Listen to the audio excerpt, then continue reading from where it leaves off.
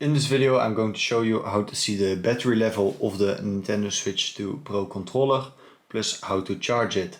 First, make sure that the Nintendo Switch 2 Pro controller is connected. So this green light should be on. Now go then to controllers.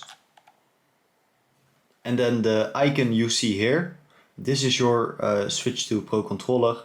And then here underneath you can see how much battery the controller has.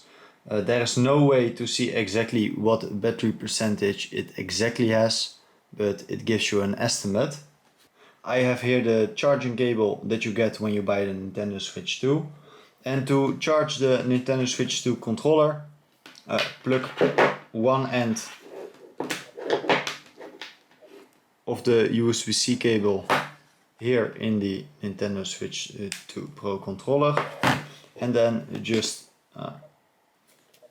put the other end in the socket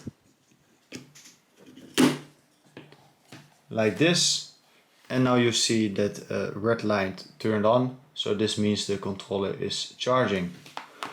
What you can also see is when we go back to the Nintendo Switch, now what you see is that the battery icon changed to a charging icon. It's pretty cool. But guys, this is how to charge the Nintendo Switch 2 Pro controller.